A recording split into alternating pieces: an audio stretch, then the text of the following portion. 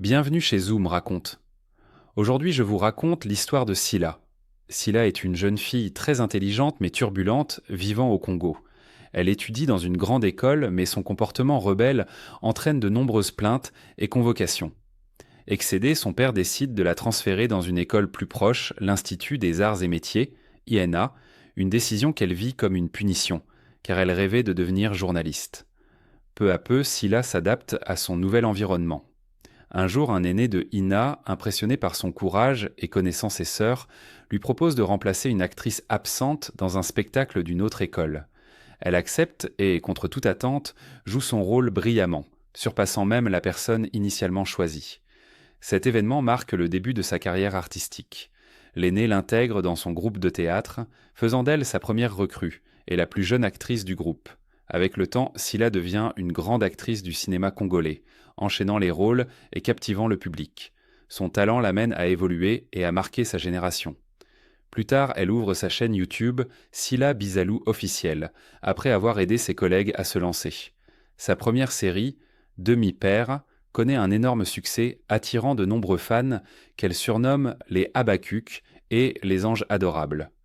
Grâce à son travail acharné, elle remporte 8 trophées lors de la soirée Zonzing Award, ce qui attise la jalousie de certains artistes YouTube présents avant elle.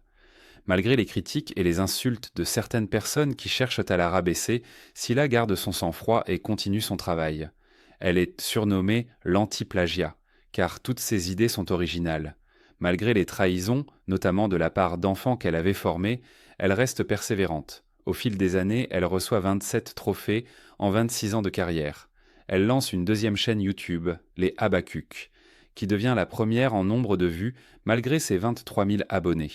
Son parcours étant marqué par le travail, la persévérance et la bénédiction divine. Aujourd'hui, Scylla Bizalou est toujours actrice et sa carrière est loin d'être terminée. Abonnez-vous pour plus d'histoires bisous. Le résumé de la prochaine histoire, Rivalité virtuelle, bientôt sur Zoom, raconte. Dans un monde dominé par le numérique, deux créateurs de contenu, Scylla et Joséphine, se lancent dans une course effrénée pour la suprématie sur YouTube.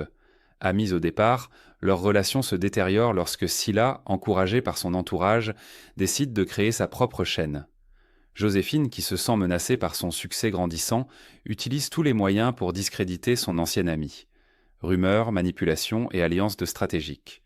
Tandis que Scylla reste fidèle à son style authentique et à sa créativité, Joséphine privilégie la concurrence toxique et les coups bas.